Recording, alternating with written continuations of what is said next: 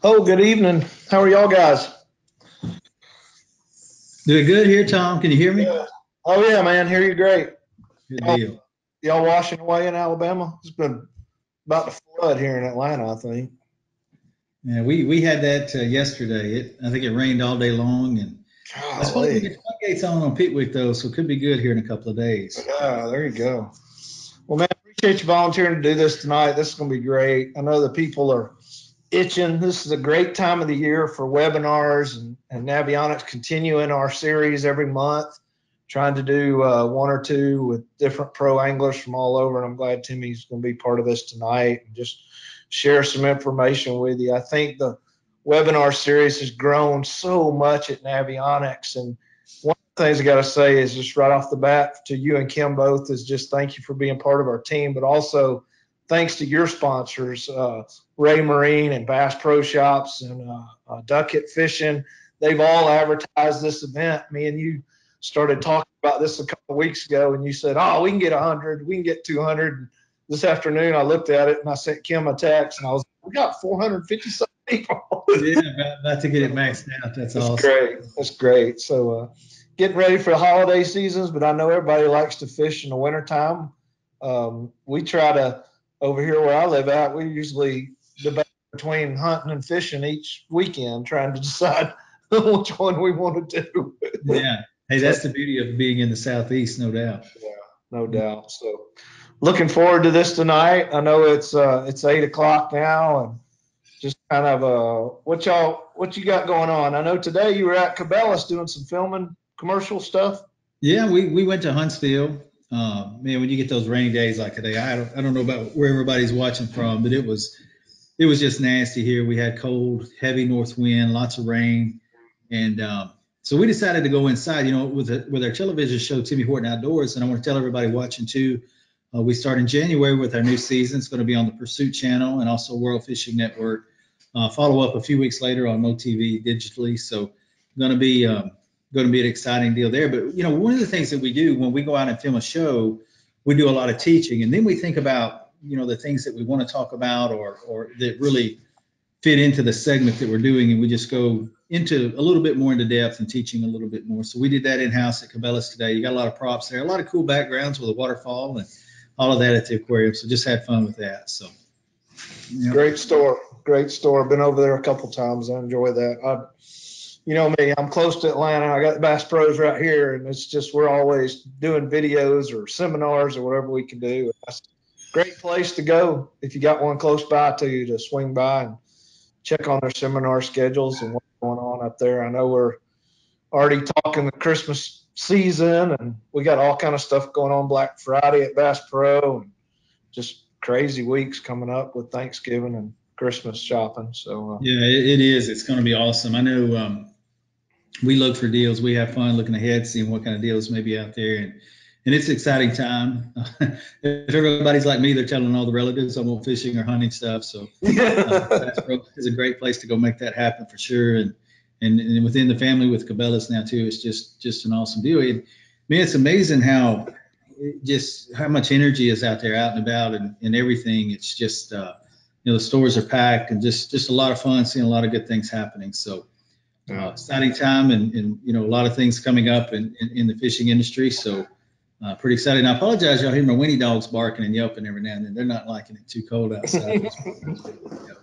So, well, we'll get in and get started. Let me tell everybody welcome, first of all, to our webinar tonight. Also, if you'll wait to the end, and if you got any questions, we'll try to answer some questions. We'll try not to go longer than an hour. You never know with these webinars, and I'll come back on after you finish your presentation and try to read some of the questions. We'll talk about them and see if we can help people catch more fish this wintertime. Hey, I like it, guys. That's what it's all about. As we get started here, just a couple of things from really from a biology standpoint. I think that the thing to keep in mind when we're talking about wintertime fishing is that bass are cold water creatures. So there's some things that's going to dictate things that they do, and also we're going to touch on some different species and how they're affected different in the wintertime, from the largemouth to spotted bass and of course the smallmouth bass. So we're gonna look at the differences in those and how things relate. You know, one thing I tell people is, for instance, a smallmouth bass, it requires a lot more oxygen than a largemouth bass. Therefore, they can tolerate a lot of things different in the wintertime. They're built for it a little bit more than a largemouth. A largemouth is going to get a lot more, you know, a lot more lethargic and a little bit slower in its reactions, especially the Florida strain largemouth. So we're going to touch on that too. We're really going to key this seminar around the mapping of the avionics. Obviously, to me, it's such an important part of what I do. I love to fish offshore. I love to look for those little bitty niches, those little hidden gems out in the lakes and rivers that we go to, and really having great mapping is the whole key to that. So we're going to take a look at some of these slides as we go through them here. I have clicked on the wrong one. Y'all give me just a second here. Kim, help me pull up this up. We had two of them saved. I got one of them with much better notes. So y'all give me just a second. Let me pull up. Probably right here.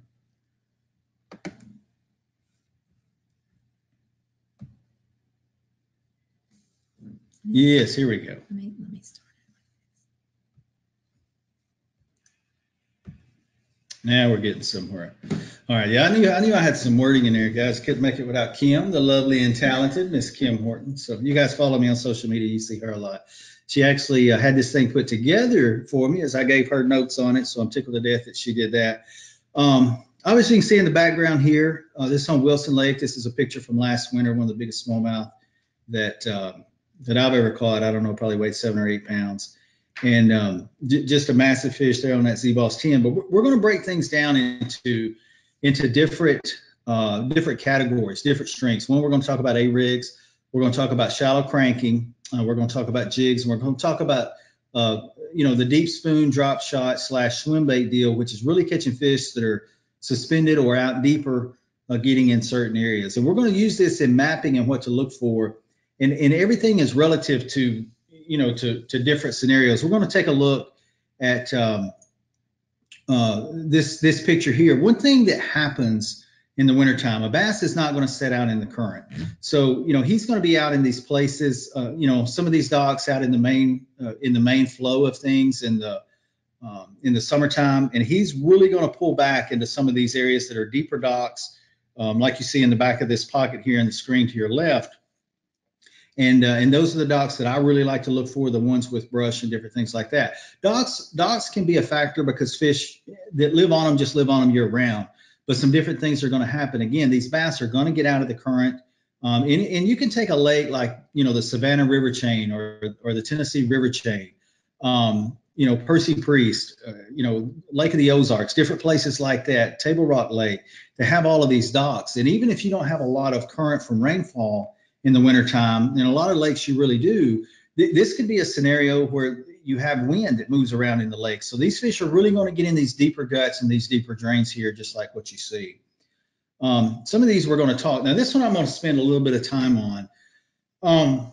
You see where the star is here, and you see how the current flow is flowing here. This is a situation that I like to look for pretty much in any given lake that we go to. Now, if this is Table Rock Lake, you're going to be talking about swimming a grub a little bit deeper in 25, 30 foot of water, fishing a swim bait real slow out over some of those deeper trees on those bluff ends. Or if you're on Wilson Lake, this could be a little bit shallower and say 5 to 7 foot of water, but just inside from where that star is. Oh, let me go back up. Just inside from where that star is, that's really going to be holding these fish. Now you got to take a couple of things into thought here. These shad are most of the time in the wintertime out here where this flow is going to be just a little bit warmer. Now we're not there yet. We're talking about more along the lines of what's coming up here in the next month or so. But the backs of these pockets, if you're going into this pocket past where the star is to the left, the water temperature is going to get a little bit cooler as you go back in there, unless you get what we call a warm winter rain. We're going to look at some slides here in a little bit that shows that. But this scenario right here is as good as it gets. And we're going to show some bluff ends that are on the upstream side and some that are on the downstream side. You can see this one is on the upstream side, and as that current goes past, what's going to happen is those bass are going to be as close out to the current as they can be, but out of it. They can't fight it. They don't have the metabolism to fight it. And let's talk water temperatures and how water temperatures can be relative. I'm gonna tell you guys an app that I really like. It's called the Bass Forecast app. And if you guys haven't seen it, it's really relative to what temperatures were happening, before you go fishing. Let's say you go fishing in the weekend, and this is next January, and you're trying to take some of these tips that we're going to talk about here today. And let's say it's the end of January, almost pre-spawn, getting into February, and we get a really good warm front coming in where the temperatures get up into the 60s, and the water temperature jumps from, let's say, the mid 40s up into the low 50s. And you get out there and you just really smoke them. All right, you catch them on a jerkbait, for example, on some of these bluff ends. That's a real big deal where I live, right where that star is. You can take any situation on Wilson Lake and go catch them on a jerkbait down through there on that situation. Same thing with Pickwick Lake, Kentucky Lake, Lake Gunnersville, all of them. And an A-rig is the same way. As a matter of fact, if you're fishing tournaments where they're legal, obviously we can't fish them in the Bass Pro Tour on the Elite Series, but it is that's the situation that you can throw those A-rigs and just smoke big schools of fish, setting out over that 15 to 20 foot of water and reeling that thing into 10 and 12, and they're looking up at it and they come and get it. But back to the water temp scenario. So let's say you went on Saturday and you just really smoked them on a jerkbait right there where that spot is. And it continues to get warm Tuesday, Wednesday, Thursday, and the water temperature jumps up on into the mid to upper 50s. And then about Thursday, a big cold front comes through. Now, it had been into the mid to upper 50s, and that cold front comes through and it knocks that water temperature back down to that low 50s that was in when you caught them on a jerkbait. It's not relative. See, when you went fishing the weekend before, it warmed up to 51 degrees. Now you go back the next weekend and it got above it, and then boom, a cold front came and it fell down to 51 degrees. So those fish are going to be a lot more lethargic.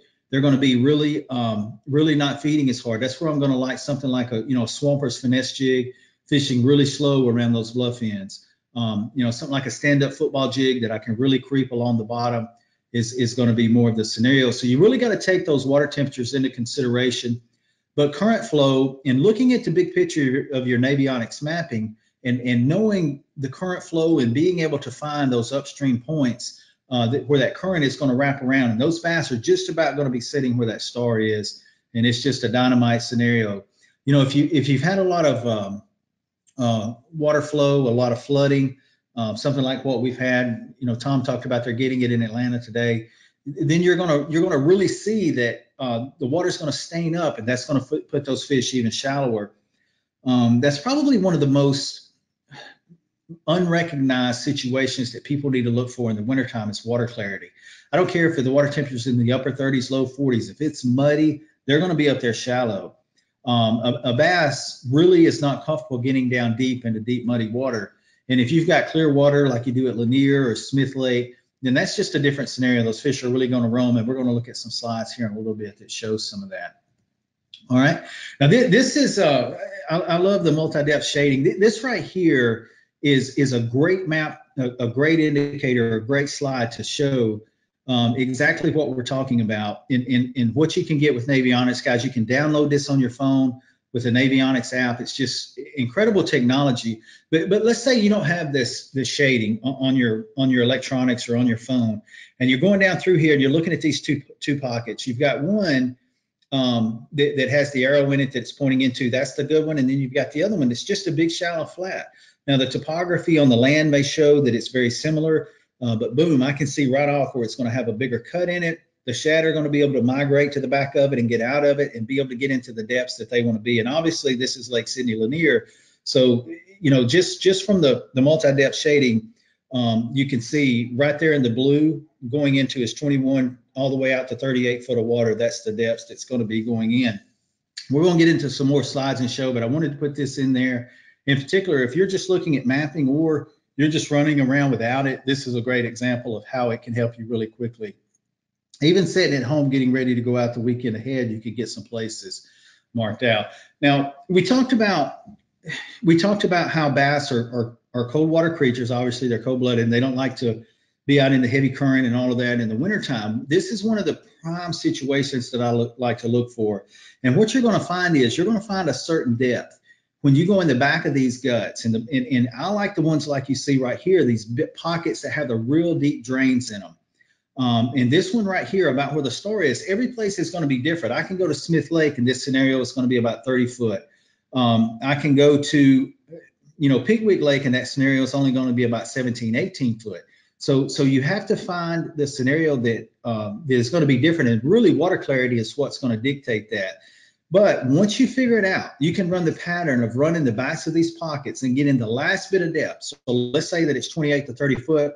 I'm going to go back there. I'm going to idle around with the ray, and I'm going to look, and I'm going to find the last bit of that 28 to 30 foot by looking at my Navionics mapping. And then I'm going to look and start looking for the bait fish and the bass, and that's where they're going to be. Now, this is a scenario where I'm going to catch them vertical, dropping down on them with a drop shot, maybe a jig and spoon, or backing off casting and letting the swim bait go all the way to the bottom and reeling the swim bait through there really slow. But a lot of drains are going to be silted in. You're not going to have what you want. They're going to be flat in the back, like the one that had the pink coloring in it that we looked at a while ago.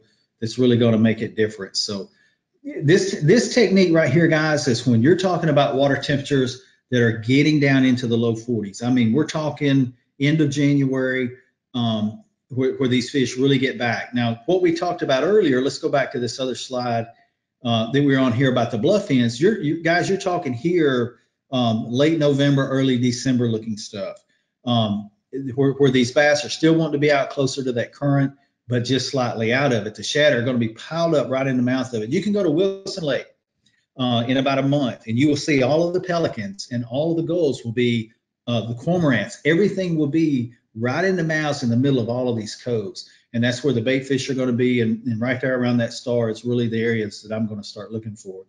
But this right here, just a great slide of being able to go to the backs of those coves and backs of those pockets and find them.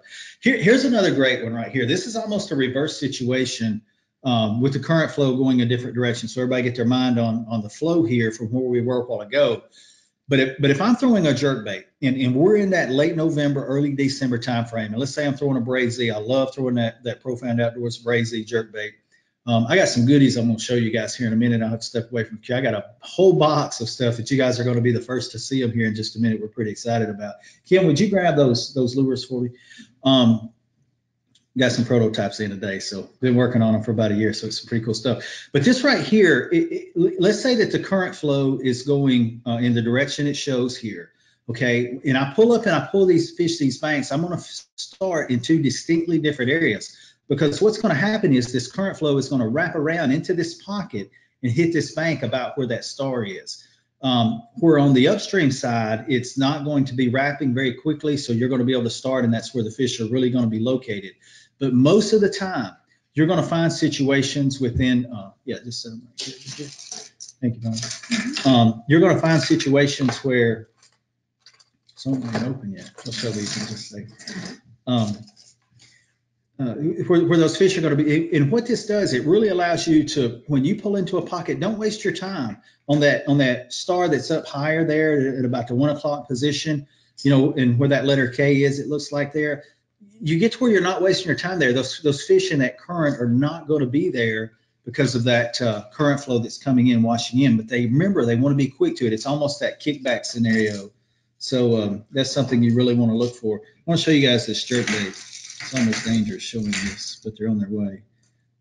This is a new jerk bait we've designed. Well, you're talking about wintertime fishing, and this is prototype, so it's clear.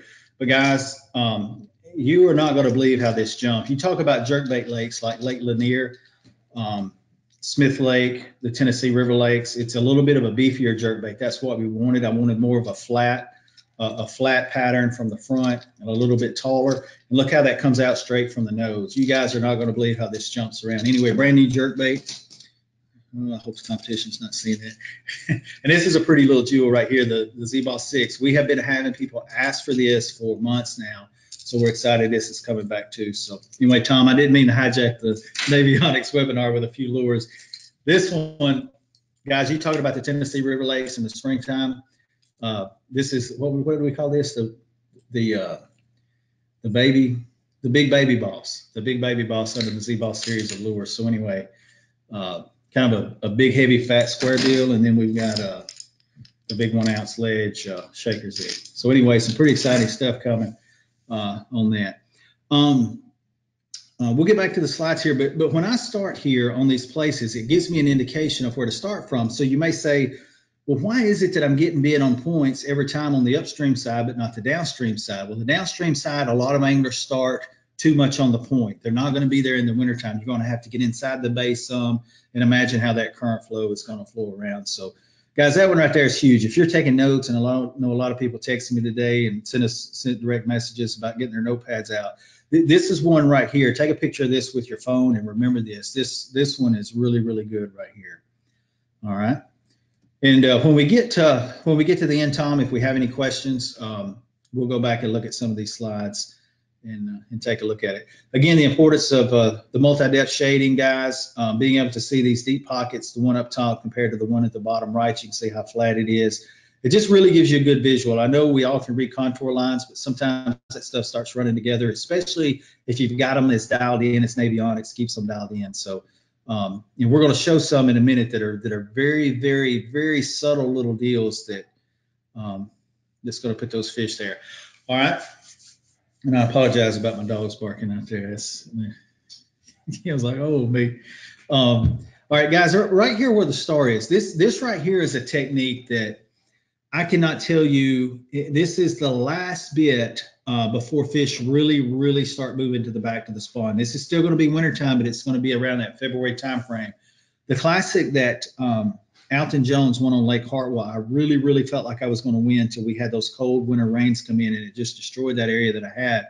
But I like to look for the last bit of depth in the back of the creeks, especially, guys, if it's the dead of winter, and you guys have seen this so many times. It's crazy this happens around Christmas. How many times we've had 70-degree days where I live on Christmas, just a warm front will come in and it's usually preceded by a really warm rain. And let's say the water temperatures are down into the mid to upper 40s, and then that rain comes in and it's a 60-degree rain, and that last bit of that runoff coming in the back of the creek is going to be 3 to 4 degrees warmer. It is like a magnet. It is unbelievable how those fish go to those places. And when they do, they still want that depth, though. They're not going to get back on that shallow bay back there. They're still going to get on that last bend that has that depth to it about where that star is.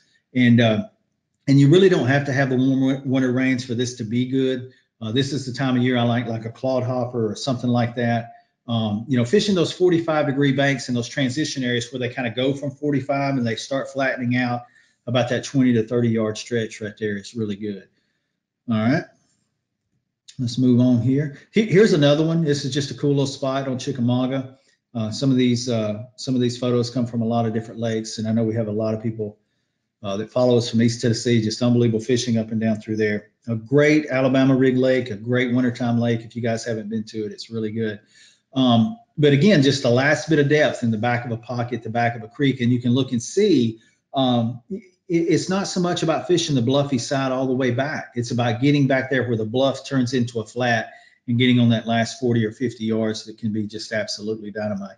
Hey guys, and I apologize about it being Horten. We noticed that right when we were getting on, it was a typo. So some people noticed the date's probably wrong there, but that's what happened. All right. Here's another thing that I want everybody to keep in mind, especially in the wintertime. You're dealing with crayfish a lot. A lot of times fish stay shallow and feed on crayfish. You see this on Table Rock Lake. It can be 35 to 45-degree water temperature, really cold. And you'll see those fish up biting shallow on those wiggle warts or those boss hogs, like that Brian Snowden boss hog that he designed for us. And those fish will get tight in certain areas. And what happens is there will be little areas where the contours are just really tighter. So let's look at the back of this creek here where the star is, and you'll see there's one little place here where the contours come in really tight that's different from the rest of that quarter-of-a-mile stretch right there in between those two boat docks. That's going to indicate vertical rocky areas, and that's where those fish are really going to load up. Now, that's the kind of places you can catch them on a jerkbait, an Alabama rig, or fishing a jig really slowly. But guys, fish will stage in the wintertime on these tight places, and you'll catch 4 or 5 giants down one stretch. They'll school up, just like they do offshore in the summertime. But when you find a big fish or two, really fish that area methodically. And this is just another place that jumped out on me on the map. And if you see straight across from there, You can see how tight the contour lines are there. It's almost steady right there. It's almost straight bluff, so there's really not a lot of change. Obviously, that's going to be rock. But right there where the star is, it's flatter, but there's one little place where those lines get tight on the Navionics mapping there. And that's really just one of those places that can just be a gem that I like to look for and really get dialed in when I'm looking at my mapping. All right. Guys, this one right here, for the folks watching that fish on the Tennessee River, this is about as good a stuff as you're going to hear in the entire presentation right here. This is powerful. We see this every year in January, late December, January, early February when the floodgates get on. All right. We've got the current flow going from south to north here and then turning to the left. That's the way. I don't know what map we've got here. That may almost looks like. Anyway, I'm not for sure exactly what lake this is, or if I'm telling the current flow going right, but I really want to dictate to you guys that it's going in this direction from the bottom of the map up and then hanging a left. All right, so that first star up on top of that point there is where what I call the kickback is going to start. So you would take a situation where you'll have an entire group of fish up and down the river, and then the floodgates get on, and they will get from that star to the next star right there, sometimes in a quarter of a mile stretch. That's on Chickamauga. Thanks, Tom. On a quarter of a mile stretch and just completely load up on what we call the kickback. Again, you got to take into consideration they're cold water creatures. They're not going to want to fight the current. It even gets to a point where the smallmouth don't want to be in it to fight it. And they're going to get in those relaxed areas, those kickback areas where the current will come around this and stay on that far bank along that bluff all the way down through there. So it will push every fish from star to star right there. Guys, I'm telling you, there are places on Pickwick that you'll fish 50 yards, go up and down it, and just keep catching them. And the entire Tennessee River's that way. You go upriver on Table Rock Lake, up to James, the Kings River. When you start getting some flow, they're going to get on those kickbacks. It's amazing when you look into the summertime, that's not where they want to be. They want to be on that opposite side in that current or out in the main river where that current hits it. They have to have more current to survive. Their metabolism is so low, they're not needing a lot of oxygen, and they get stiff. Just like, I don't know if you guys have ever seen a snake in the wintertime out in the wild, but if you see a snake in the wintertime out in the wild, there's really no fear of it at all. They can't move well. And a bass is the same way in the water. But boy, they get beefed up because the shad cannot swim well either. It affects them even more. So you get a lot of shad kills and things going on like that.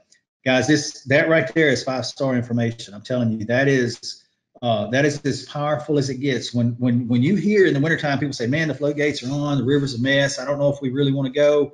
That right there, that situation is lights out and can be as good as it gets.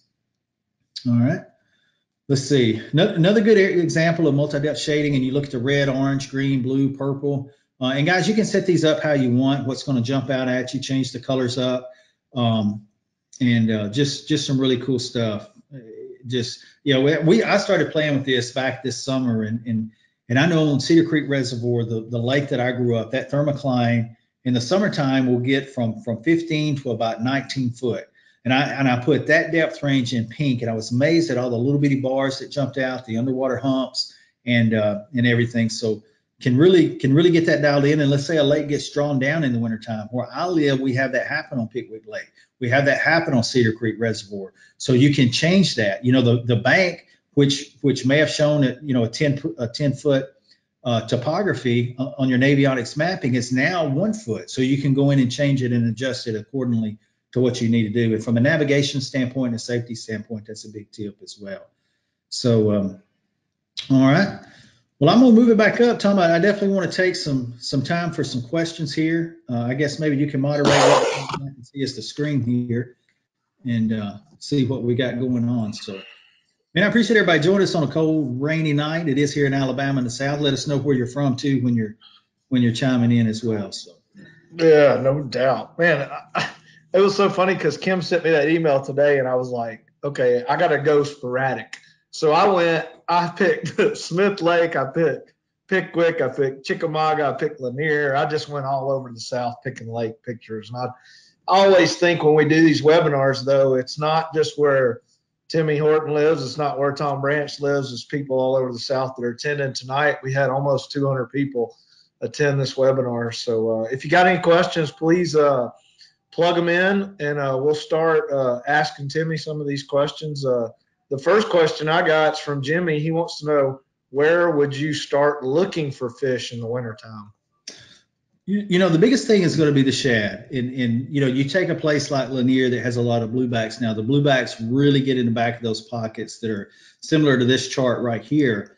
And that's somewhere that I'm going to look. If you get a lot of stain in the water, and every place is different. Like you can go to Lake Hartwell, and when you're fishing out on the main lake or in some of those, out toward the main lake and the tributaries, those fish are going to be really deep.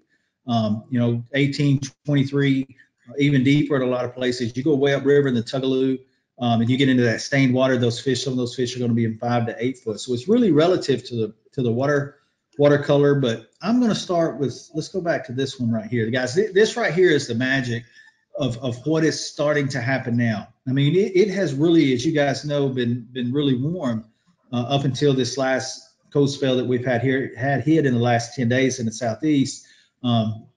I know up north, you guys obviously have some ice coming and everything. So I seen somebody post today, if this starts out with drilling a hole in the ice, he's cutting it off. But that's next month. Yeah, that's next month. But I love my northern fans, man. I'm envious of you guys. You guys have some unbelievable fishing up there. But right here is where I would start. You're really going to get onto these bluff ends on those upstream points in the current flow, and that's really what's going to be the magic. Then you're going to start getting into some of this stuff like we talked about on this chart right here in the backs of the deal.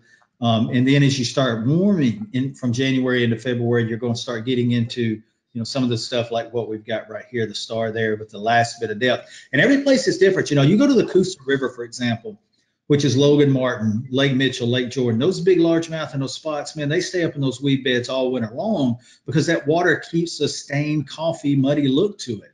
It doesn't get as clean as the Tennessee River does. So you're probably not going to be as likely to go find them in those deep drains on those places, Lake Jordan, Lake Mitchell, Lay Lake, those type places. They're going to stay, if the water stays up in those water willows all winter long on the Coosa River, you can catch them, but I like those shallow bars, fishing a Shaker Z real slow around some of those shallow bars, especially when the floodgates get on and it pushes them just inside some of those creeks. Yeah. That's a good question, though, Jimmy. Thank you.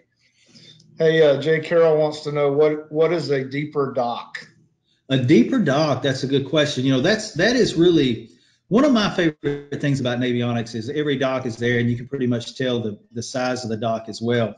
Let's go back to one of those first slides. Let's see. Yeah, here's a good one right here. If you look to the left over here, you're going to see that. Let's go into that pocket, and you're going to see actually the least attractive looking dock is that real narrow one on the right hand side going back into that pocket. But you can tell it really extends out over to the depths of those coves. And guys, it really needs to be dock lakes. Every lake is not a dock lake, and boat docks are relative. If you go to Lake of the Ozarks, those big spotted bass and those largemouth in the wintertime, they're going to be out at the ends of those docks, around some of those cables, and even deeper around brush piles if they have them there. You go to a place like Logan Martin Lake, some of those docks are going to be a little bit shallower. But the biggest thing that I like to look for in these deeper docks is obviously being out of the current. The deepest dock on this whole screen right here is the one at the very top up here. You can see it cuts in on the main lake there. But I just get nervous about the heavy current flow or even the wind action coming in and around that dock. They like, the largemouth in particular, like to be out of it a little bit more. Cool, good deal. Hey, Heath was asking about the app. I'll tell him it's the Navionics app. You can go to the Google Play or the Apple Store and look up the boating app for Navionics. It's $9.99 for the first year. After 1 year, you can renew it for $4.99. So that's about our Navionics app. #1 selling navigation app in the Apple Store. And that was $9.99 for the year. Was that right, Tom? Yep. Yeah, guys, that's less than $1 a month. I mean, look at what we spent for fishing lures. And if you want to get your fix on like I do, sitting in the bed at night and taking a look at where you're going fishing next and all that stuff, you really can get ahead of the game here and really get a feel. And I'm going to tell you one of my favorite things to do. Because when we're out fishing during a day of fishing, you really get caught up in catching them. And maybe you don't pay as attention to things as much as you do when you're not out on the water. When I'm out on the water, it's like, hey, I got to catch my next one. That one there was on that stretch of bank. Let me go find another. I like to get home and take a look at my mapping, look at the Navionics mapping and say, okay, that fish was right here, exactly on this spot. What was here? Then I'm going to go look. I've got time now to study my map and look for more places just like it. Because let's face it, when we're out there, you know, even if you've got somebody like myself that does it for a living, you got the weekend warriors. I know we got a lot of you guys watching on here. I love how the attendance has stayed strong too, man. That's awesome. Everybody that's come on and stayed on. But you really want to catch them. I mean, let's face it. We want to get out there and not be guessing. We want to be catching them. So if you can take that situation, come home and say, all right, I'm going back to the lake next weekend. Let me find 7 or 8 places that are set up exactly like that one. Guys, they're creatures of habit. They're going to be out there unless some kind of major weather change has come to just move them. develop their pattern. That's what I always hear from every pro angler. Got to do pattern. Hey, this is from AJ. This time of year it's getting cold. We know crawfish change colors. Are they most of the time darker colors? AJ, I like darker colors in the spring simply because I think the water colors up a little bit more most of the time. That's a really good question. I don't know what it is, but to me, black, blues, and purples. I love purples mixed in with my jigs. I don't know the science of what the crayfish are doing from a color standpoint. I do know you start seeing a lot more reds in the late fall and early winter. In mixing in some of that with it too. I like the dark browns, the orange, the color we have called October Pumpkin, which we just got back in stock, by the way, guys. I'm sorry we were out of those at Profound there, but that is a scenario that I play by ear. I mix it up as the day goes on and see how the fish are taking it. But I love fishing crayfish lures in the wintertime. Guys, crayfish are not affected by the cold waters the way shad are. Crayfish are going to stay shallow. They're going to stay around those rocks, and you're going to be able to catch crayfish feeding bass that feed on crayfish, to me, easier than you are the ones roaming on the shad out in the main lakes and in the backs of those coves. So I really like the finesse jigs or the football jigs around docks, some of those bluff ends, and the crankbaits that have that crayfish pattern in them. This is going to take a few minutes. So this is a winter drawdown lake question. Not many creeks or docks on the lake, mostly rocky bottoms, the water deep and clear. What kind of structure should I try to pinpoint? And that was from Anthony. Yeah, and I'm going to tell you what you notice. Thank you, Anthony. I'm going to tell you what you notice in drawdown lakes is how much clay, especially here in the southeast, is out there. It's amazing how you look at the bank or you look at what you're fishing, you think, all right, everything under me is rock, and then the lake gets drawn down and it's 80%, 90% clay. And that shows you where those subtleties, guys, that's another reason to download the app on your phone. When you can go to a drawdown lake like Cedar Creek or Little Bear, I tell you guys, if you didn't see my Facebook post earlier in the week, I think it was about 3 or 4 days ago, we had some awesome drone footage from being able to show where bass move, and it kind of leads into a lot of what we're talking about here. The video there was where bass move to spawn, but it's the same thing about where they come from. And when you can go out and actually walk around and look at your mapping and see what's going on and see what these tight lines look like, being able to put waypoints down, all of that, put those marks down, all of that stuff is just, oh man, it's so crucial. I love going out and walking around on a lake when it's drawn down. Some of ours come down 15, 16 foot. I know there's even, Lake Douglas, 30, 40 foot. Some of them are even much, much more so than that. But it's definitely, you still want to look for rock. Wintertime rock is a big deal, and I think the main thing of that is crayfish. Find a lot of old lures that way too. Yeah, you find some good ones, and maybe an airhead or two. So East Tennessee fishing guy, Jim right. asking, does the sun pull the fish up or push them deeper in the wintertime? Yeah, they will radiate in the sun in the wintertime. You'll have days where you really get those warm days if it's calm. If it's a windy day, the water will not warm because it's moving too much. But if it's a calm, sunny day, you will find fish come up shallow. But I think to answer that question, if it's a clear lake and it's sunny, it is going to push them deeper and maybe more so on the bottom. So much of that is relative to water clarity and how much light penetration is coming through the lake. Yeah. So Michael had a good question. We were talking about that pretty new jerk bait that you're probably gonna send me one of. Don't fish that linear. What's My what's the yeah, best jerk bait rod and reel setup? jerk bait rod and reel setup. Hmm. Was that the question? Yeah, from Michael. Yeah, thank you, Michael. I like a little bit of a softer rod, probably a 7 foot medium. I use a 7 foot Micro Magic medium action rod, and I like a small reel jerk. And anything that I'm using top water, I like lighter, smaller stuff. So that's one time I am using a low profile reel, a Team Loose Custom Pro, and fishing that jerk bait that way. The biggest thing on a jerk bait, guys, is the cadence, knowing how much of it to slow down and how much of it to really keep moving. And I'm ready to get some of these painted. This is a bad dude. Oh, guys, I threw this out in the pool and it's got a side to side of about 3 foot. It's a bad dude. But anyway, somebody send me some names in. We need to name this. Tell them to send me some names in, Tom. The bad dude. That sounds like a good one to start with. All right. Let's see. Can we talk about the type of baits you would use in cold, clear water versus stained cold water? Yeah, that's a real good one. Jerkbait is a jerkbait in clean water. An Alabama rig is also good. Swim baits are great. Slowing down, finessing with a jig. To whereas cold, muddy water, if it's not just wicked cold, still in the upper 40s, low 50s, things like a chatterbait, any kind of blade bait, bladed jig bait can work really good. A spinner bait, guys, I'm telling you, there's a comeback on a spinner bait. I don't know if you guys have noticed that, but it's crazy how bass get used to seeing stuff. And the spinner bait has kind of been put aside the last 4 or 5 years, and you're starting to see tournaments happening really good again with a spinner bait. So that's some really cool stuff. Guys, I can't tell you how many times I have really found them deep cranking in the wintertime. I know that tournament Alvin Jones won, a lot of people don't realize, on Lake Hartwell. And that was a really, really wintertime classic. I mean, it snowed like crazy the day before we started.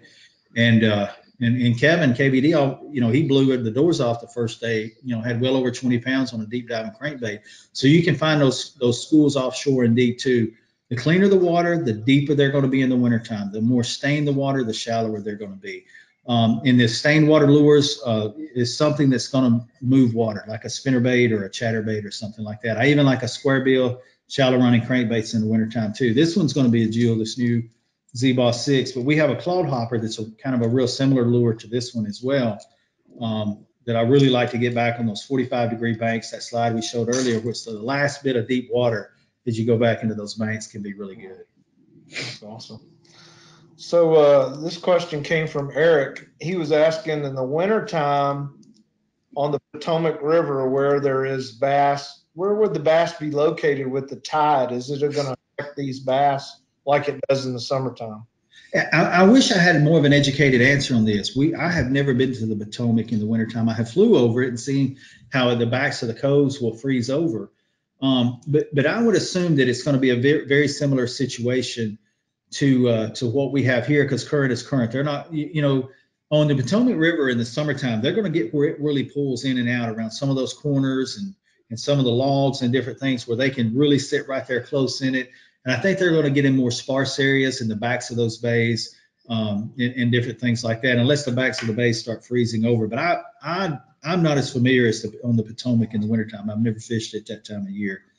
But boy, that place is special to me. That's where I had my first win on the Pros Tournament Trail, October of '99. So I love the Potomac, special to me.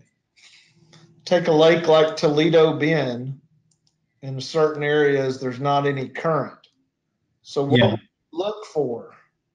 Yeah, when you're talking about Toledo Bend, and I have fished there a good bit in the wintertime, one of my favorite places to go. And it varies if you have hydrilla that hangs in there pretty good throughout the winter. So I've been there before in January where there was deep hydrilla still everywhere from where it was down in the fall, and then it would come back up in the wintertime. And cranking the outside edge with that Z-Boss 20 and some different things like that. And Toledo Bend is one of those neat places, because when you get down at 6 Mile and Housing and all of the lower end, it's so clean and clear. Those fish will still be offshore, still be out deep. And then you get up way upriver around Patroon and some of the creeks that are way upriver, you're going to find those fish, they'll be shallow in the wintertime. I'm talking like 4 or 5 foot deep shallow in the dead of winter. So Toledo Bend is one of those that you really can get a feel of how important watercolor is, as opposed to how deep they would be. But my starting point is going to be in the 6 mile. You know, you can almost take a situation like the Indian Mounds on Toledo Bend. The Indian Mounds is a great area full of those big flats, but they're not going to be in them as much in the dead of winter as they're going to be pulled back into 6 Mile and Housing, getting out of that current, that heavy current. Now, they will be in the ditches, they will be in the drains, but not up on top of that stuff in the Indian Mounds area. So that's just a good example there of what to look for. East Texas is special, man. You guys have some great fishing down there with Rayburn. I was at Rayburn a couple of weeks ago. What a beautiful place, man. Yeah, that place. It's kind of that one in Lake Seminole looked like a fishing commercial to me, man. Just yeah, I agree with you there. And Seminole got pretty good damage from the hurricane. So yeah, I have a real close friend that lives down there, and talked to Paul the other day. But he said that yeah, it came right there, man. Mother Nature can be rough, no doubt. Yeah. So hey, Kent asked a question: do you like smaller or larger baits during the winter time of the year, jigs, etc.?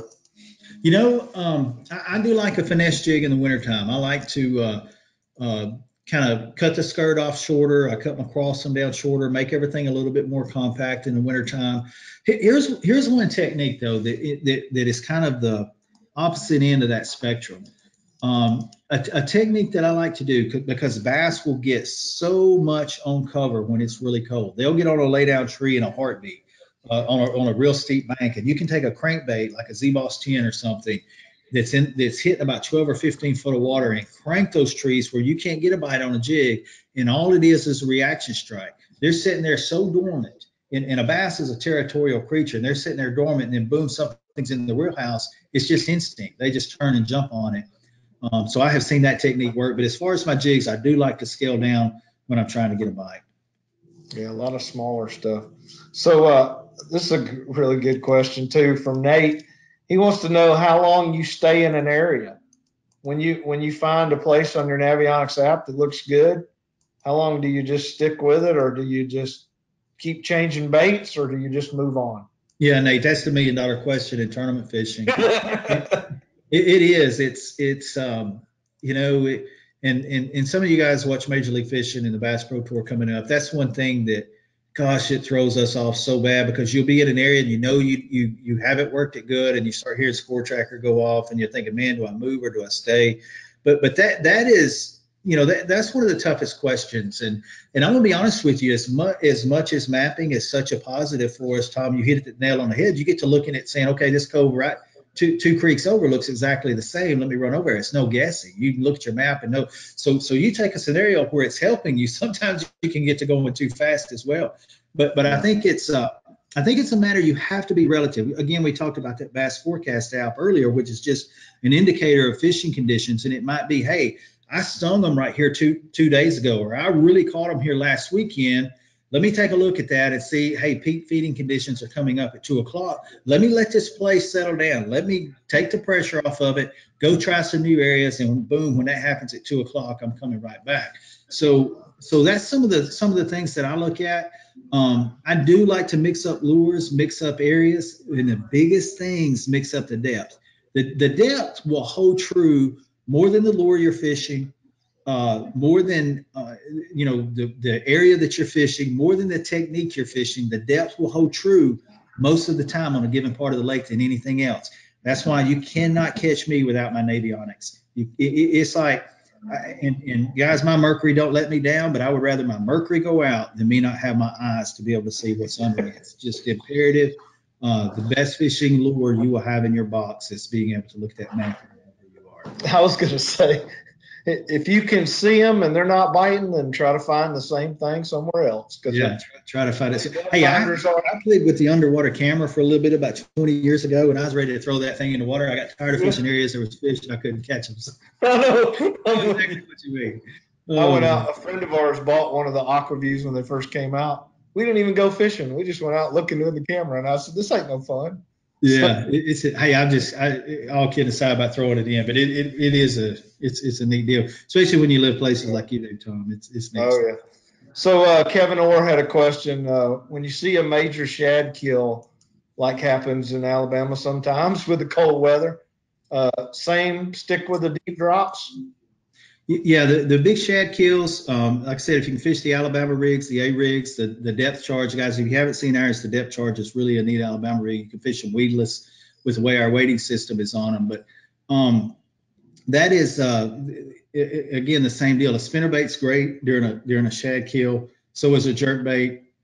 But a lot of people say, man, the shad have died off. You can't catch them. But man, you get in the right area where the bass are, you can still get them to strike. And I'm going to tell you something else about fishing in the wintertime, guys. Everybody's talking about their personal best all the time. This is the time of year you'll catch them, because one thing you can take advantage of their metabolism being low, they don't burn fat. That what they're eating there is just like you see a bear getting ready to hibernate. They will be swelled up more than the wintertime than any other time. They just don't burn it off. So the biggest fish of the year are caught from December to March, bar none, every year. Yeah, I agree. So Stacy asked a question about Old Hickory. If you're at a lake that has any steam plant or warm water, do you start where the steam plant areas are, or do you?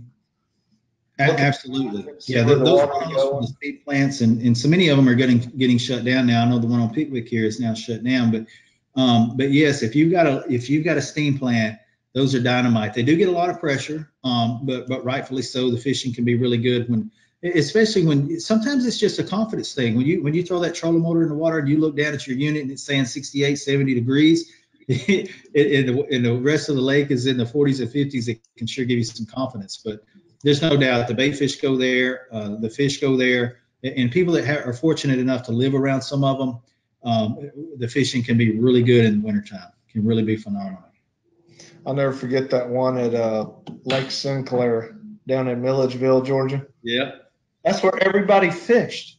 Yeah. And you would think everybody would be in those cups. It's going to get one every time. Yeah.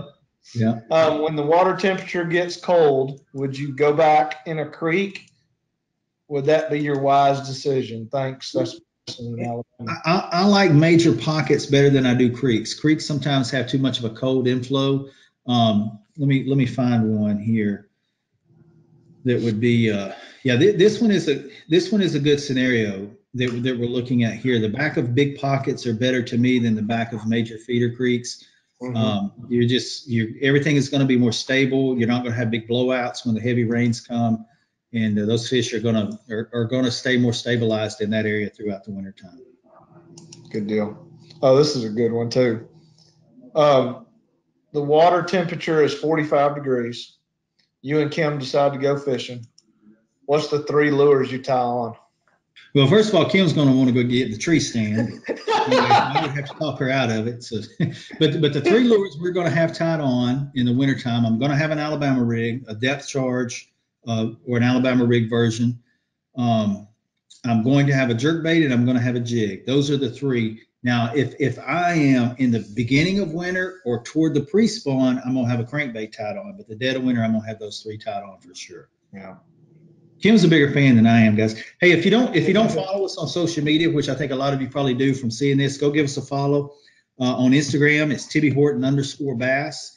On Facebook, Timmy Horton Outdoors. We're on Twitter as well. But we throw up as many educational videos as we can. Avionics is a big part of what we do. And be looking for our first show of the year that's going to air. And we're going to show you more about mapping and what to look for too. So be sure to check it out. We start in January. Let's stop with questions. Let me ask a question here myself, because I know I haven't seen this question yet. So the Bass Pro Tour. The Bass Pro Tour, all right. So it starts in January. We started in January. I don't know where yet, but our first event is the last week of January. There's 80 pros, and it's going to be phenomenal. It's going to be really fan friendly.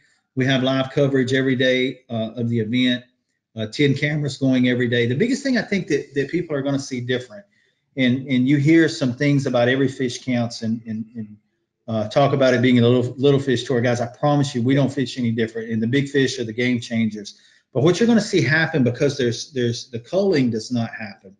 At the end of the day, in Score Tracker, in our regular elite events, and I love fishing the bass events, and I think those are still going to be great events for a lot of my friends that are over there fishing those.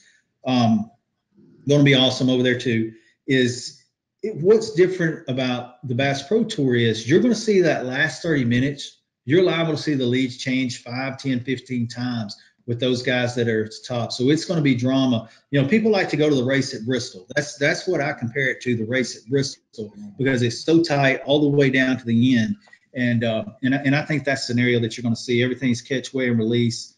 I think our fans are going to love it. You're going to see a lot of people sitting in the offices watching the computer throughout the whole week. So it's going to be a lot of fun.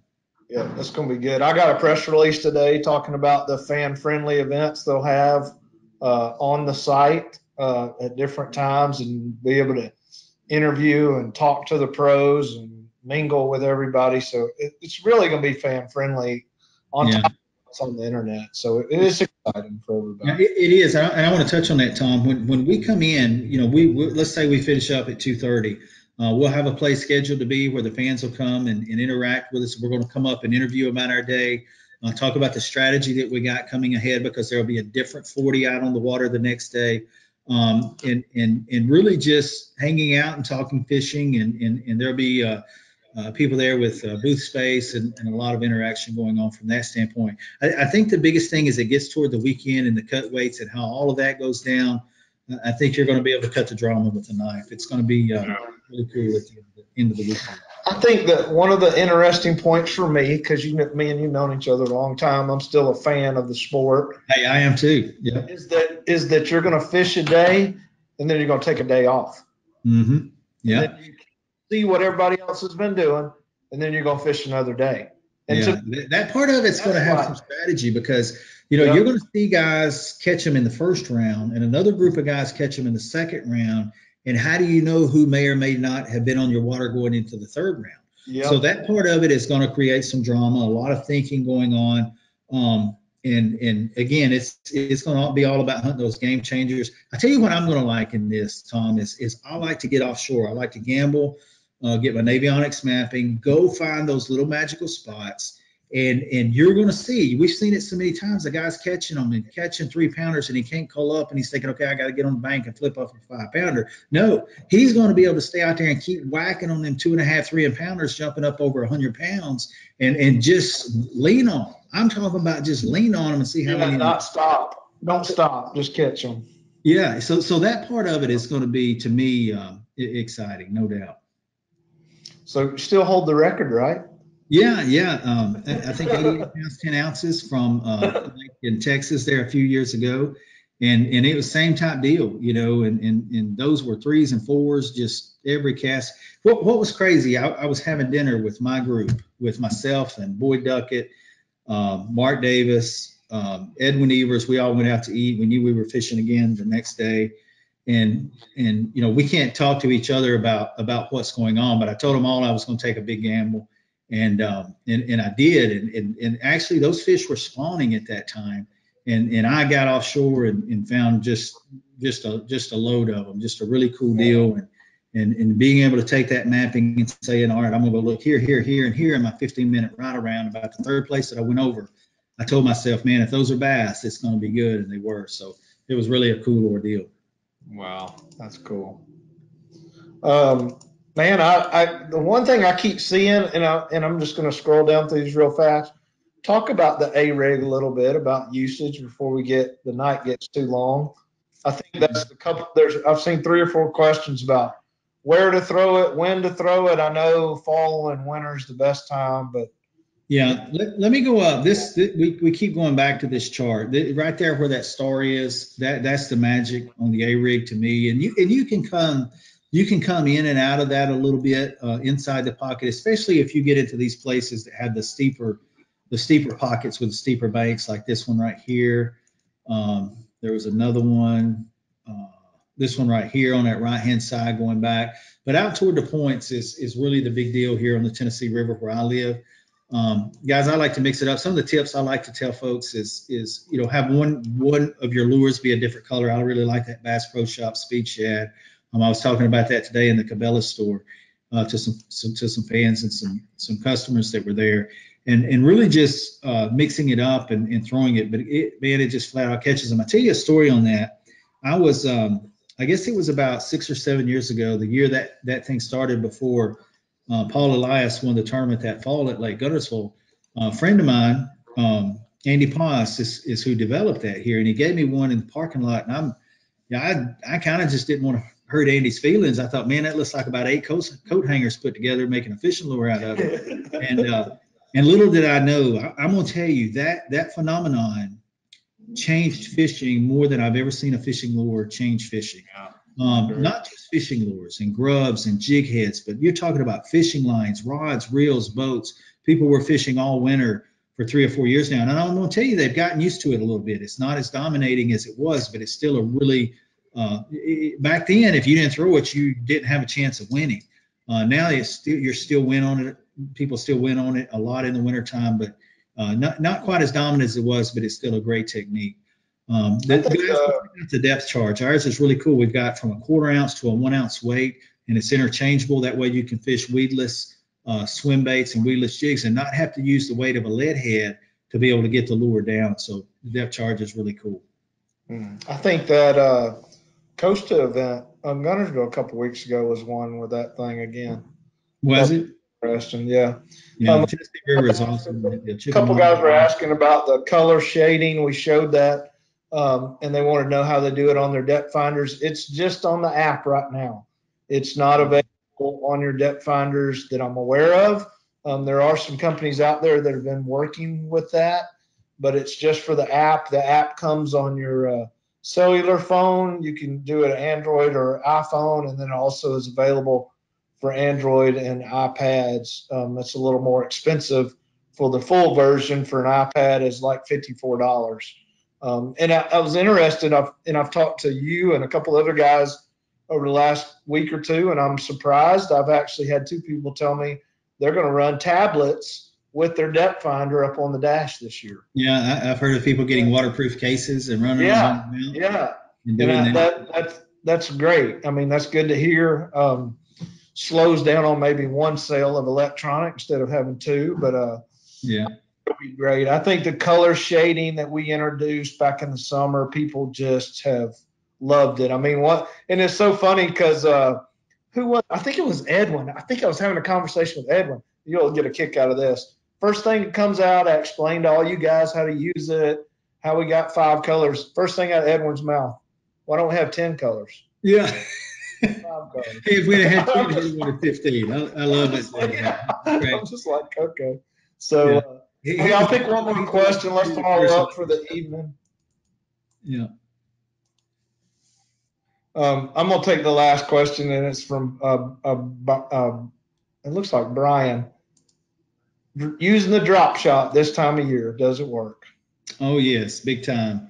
One of the shows that we did some follow up on today was on a drop shot on a show Kim and I did in Maine this year, and trying to find a good example here on the map. This chart right here is one of the places I would come back and drop a drop shot down. It does work in the wintertime. It's great when those fish get on that, we talked about earlier on this chart, that last bit of depth in the back of a pocket. In really, really strong wintertime conditions, a drop shot is just hard to beat. Now, I don't shake it as much. I'll drop it down there and almost keep it dead sticking it. But it really, really catches. I mean, you see guys, using things like the Demiki rig that everybody talked about when we were there in Tennessee a few years ago. But that's the same scenario. Wintertime fishing, deep smallmouth, deep spots, and the largemouth get out deep too. That's one of the neat things we had about that Maine show. We get out, we're catching all of these big smallmouth on a drop shot, and all of a sudden these big largemouths start showing up at 25 foot of water, seeing them down there vertical mixing in the school. So that was a unique scenario for us. It was really cool. But yeah, it definitely works in the wintertime. And guys, I want to say a few more things. Really appreciate it. I'm amazed at the attendance, at how steady it stayed tonight. And I appreciate you guys getting on. I know everybody's busy in the middle of the week, but like Tom said, this is where I live. People are going to be fishing in the summertime at night and in the evening. So this is a great time to do these. We appreciate all the questions and all the feedbacks, and I appreciate Kim. Kim, thank you, man. Yeah, Kim. Yeah. And helping with the PowerPoint and getting all that going. And guys, this app is the most makes, if you like to fish and you like to sit around and look at stuff the way I do and study where you're going, and less than $1 a month. You pay for it at one time, you got it paid for. So it's definitely something to get. Very easy to get. Tom, tell them one more time how to get that on the App Store.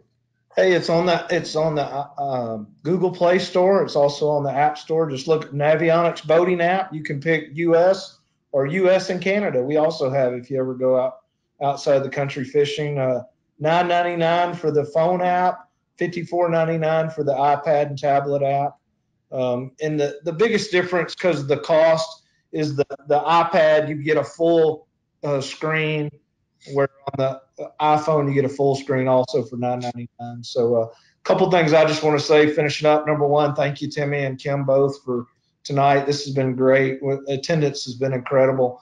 We did this on our own between Navionics and Tim and some of the sponsors. We wanted this to kind of see what we could do, and we actually grew it to like 485 or something. Kim called me this afternoon, and she was like, "Oh my gosh," and I was like, "Yeah, that's great." And the other good thing is that everybody that didn't attend that signed up, they'll get an email in the next day or two. And this webinar, just like all our other ones, will be available on the Navionics YouTube channel. And I'll share it with Kim and Tim, and they can post it on their site too, where if people miss the webinar, they can go back at a later date and watch it. And it's unbelievable how many of these people go back and watch, because the numbers, we see it on YouTube all the time, just how they increase. And I'll let you conclude us, brother. I appreciate your time tonight. Yeah, and Tom, I suggest let's do. I tell you when I would really like to do another one. We may hit something before then, but let's do that post spawn deep cranking time frame. That is when Navionics is such a key. I want to show some of the stuff on the Tennessee River, Lake Eufaula, Toledo Bend. All of these structure lakes are so similar when those fish move out. And I'd like for us to schedule that one about mid-May before everything starts getting out real strong. So if you guys are good with it, let's try to have another one. That's great. I'll look at your schedule and get with Kim, and we'll schedule something for mid-May. That'd be great. Awesome. All right, guys. Hey, everybody, thank you so much. Thank you, bud. Have a great evening. We'll talk to y'all later.